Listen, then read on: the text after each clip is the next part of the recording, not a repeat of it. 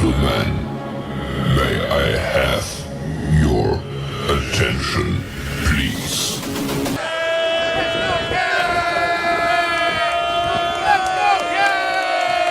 The show starts in 3, 2, 1, go. What is going on, CaneSport? It is Azubi Charles, and good morning to you all. It is June 9th, 2023, and I would like to thank everyone for joining us on Good Morning CaneSport. Today, I'm joined by Stephen Wagner as we break down the news of the day. And Stephen, there was plenty of news yesterday in Coral Gables around the Miami Hurricanes program and just Miami Hurricanes athletics, in general.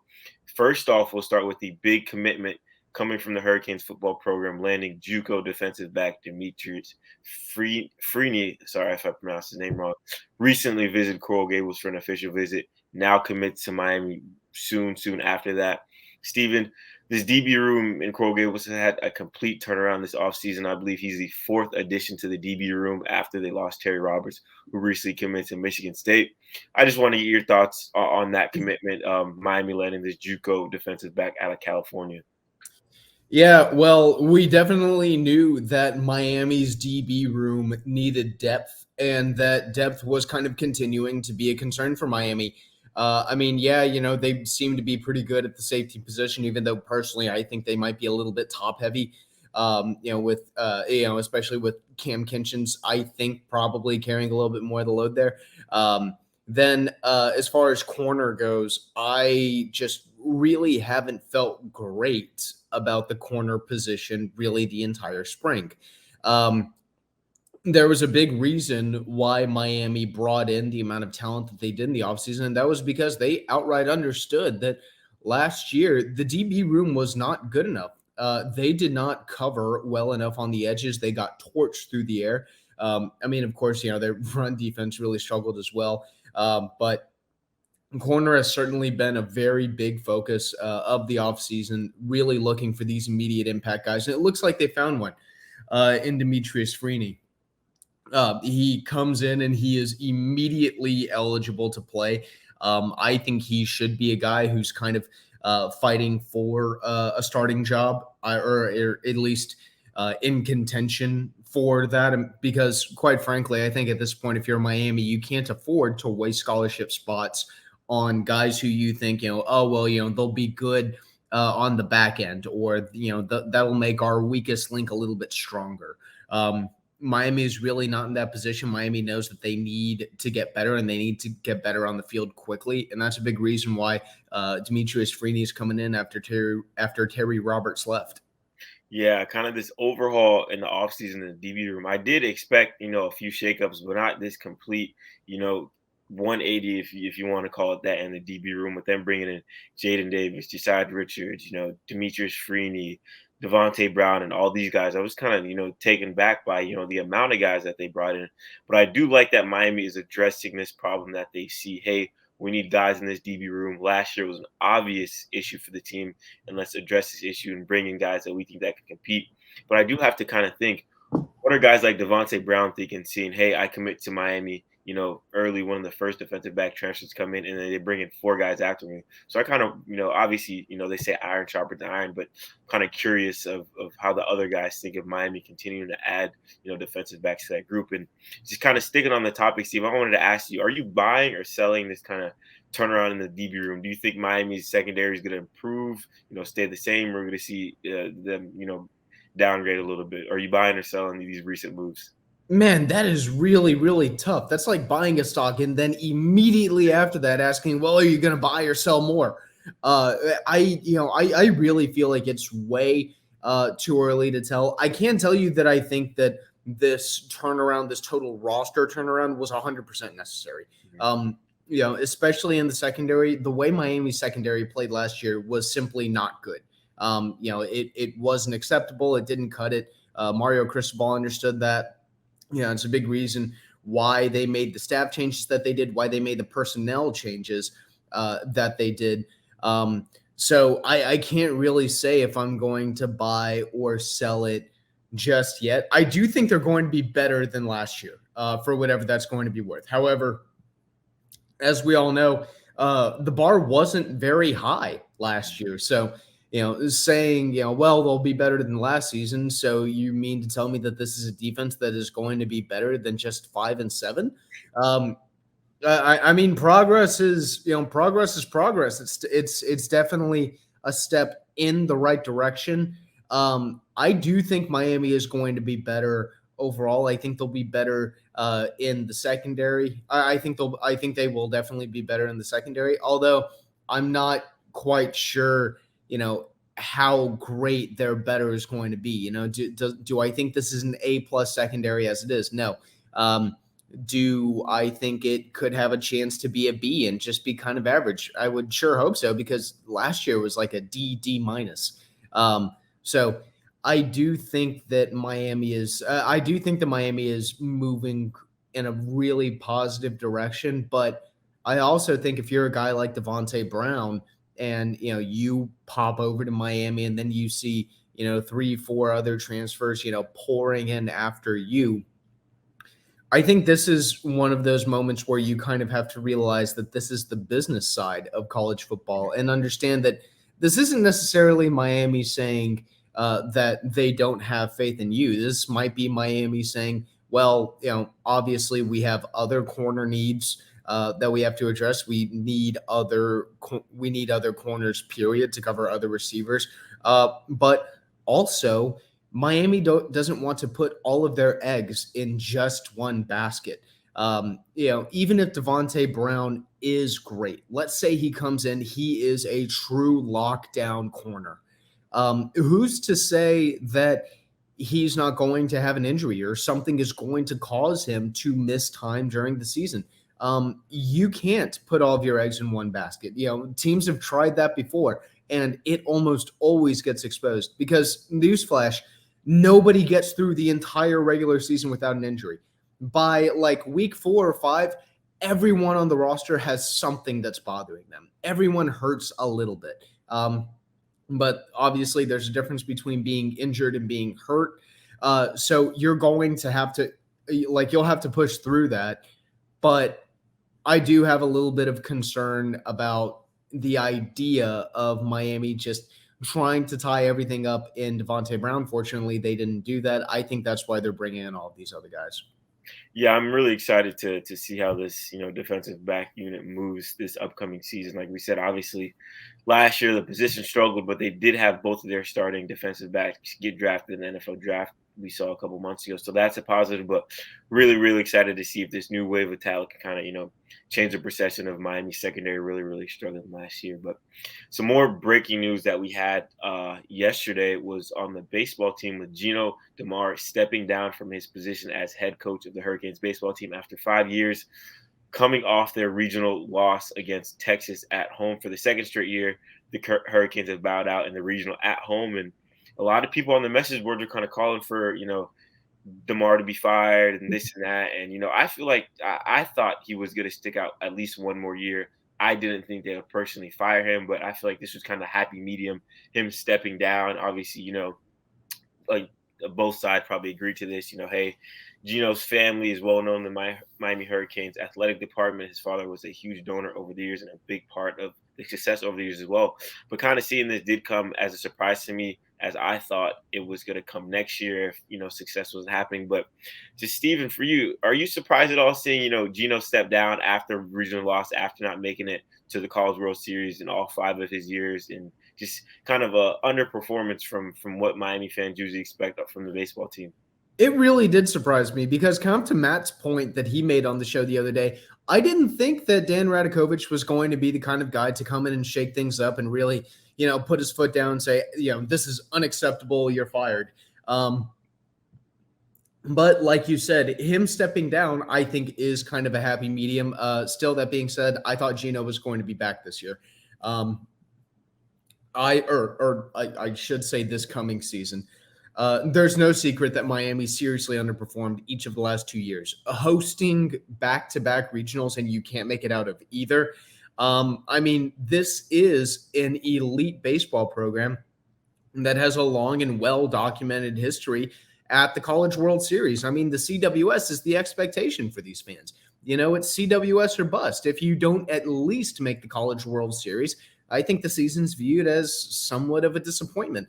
And if you think I'm wrong, tell me that there is a single player in that Miami locker room or a single coach who felt good about the season after Miami got bounced in their own regional for the second straight year.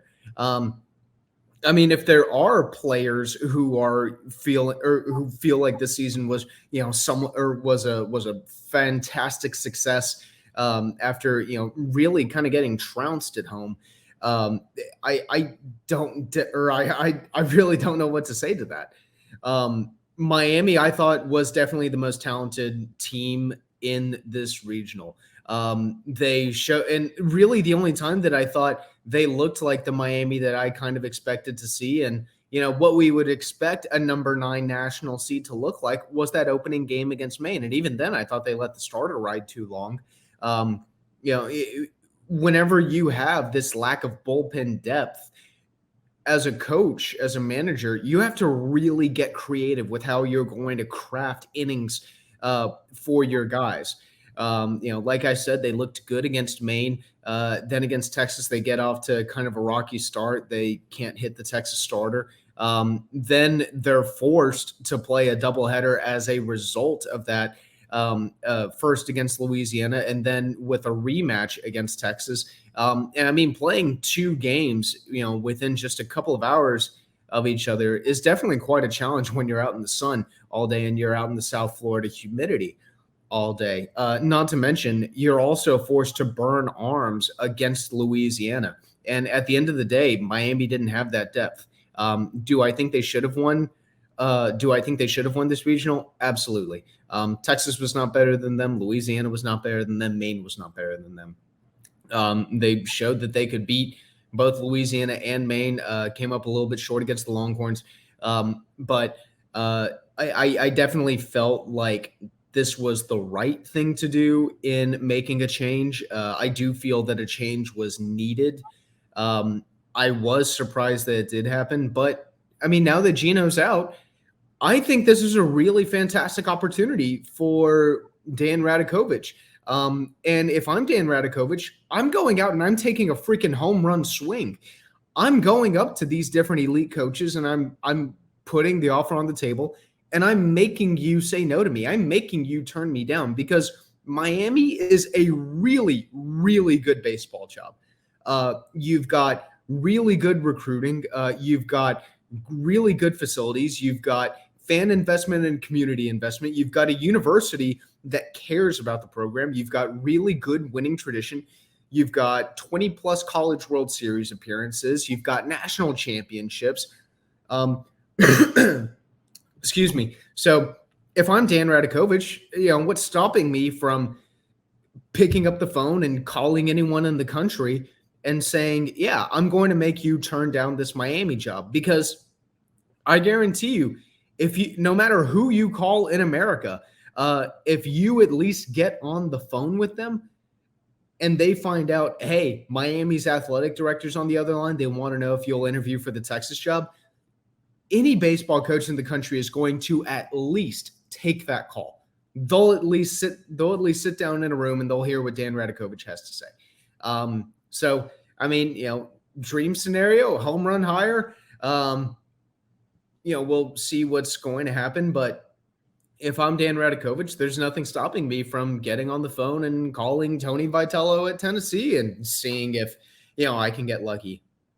Calling, a Jay Johnson type of guy at, LSU and seeing what can happen. Calling Troy Tulowitzki and seeing if he'd be interested in the Miami job. Because this is a job that is so freaking good that I think it would be really hard for a lot of coaches to just outright say, no, I'm not even going to consider that.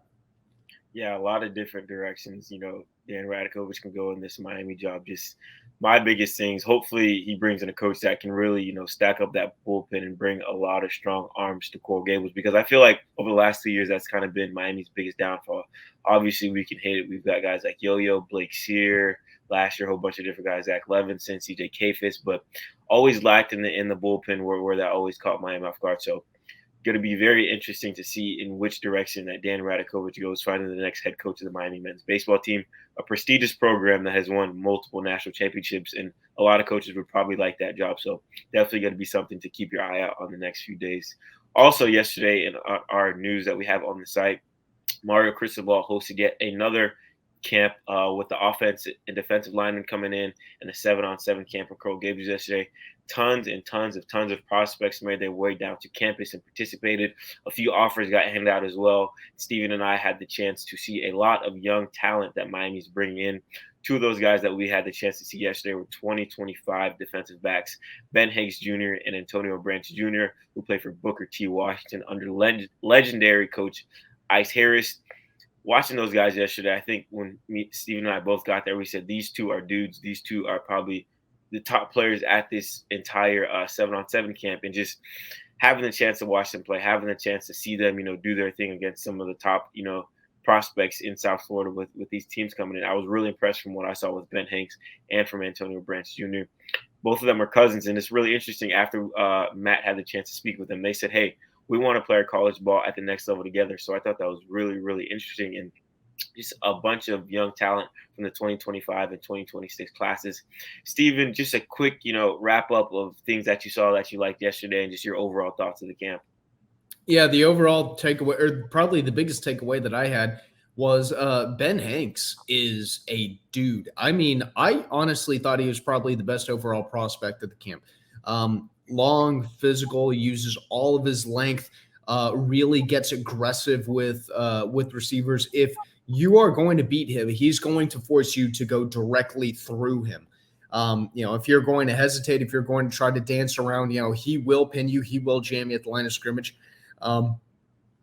And frankly, I didn't think there was a receiver that I saw yesterday they matched up with that was really able to kind of handle him. So Ben Hanks, 4-star out of Booker T. I think he's going to have a lot of promise. And then we also had a lot of other kids who I think kind of jumped onto the radar for Miami. Some guys that they thought to themselves like, well, we might end up evaluating them in the future. Had a few offers as well.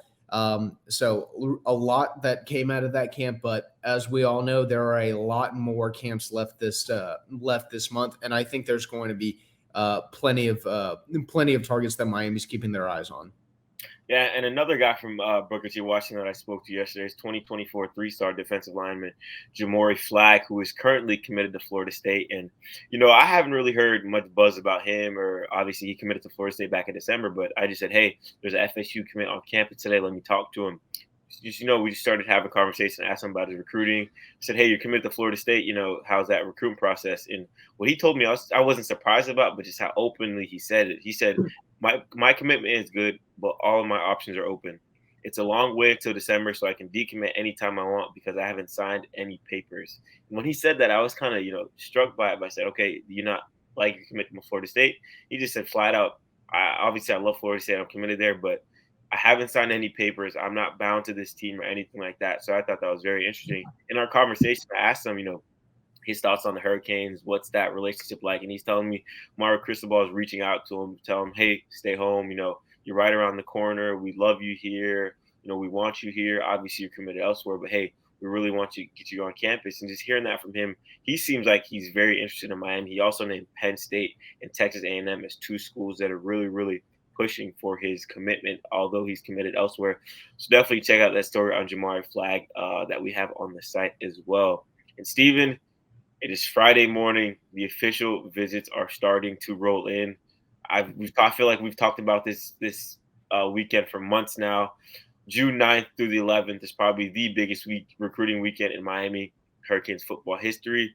You've previewed most of the guys, Steven. Just obviously we talked about it on yesterday's show. Just what are your thoughts heading into this weekend? Just obviously talking to the guys. What's the common mindset? What's one thing that you're hearing from most of these guys that are like, okay, this might be good for Miami? There's real excitement on a lot of different fronts about this weekend's visit. And I think the biggest thing is that everyone understands how big of a weekend this is being built up to be. This is probably the biggest weekend the biggest recruiting weekend that Miami has had in the modern recruiting era.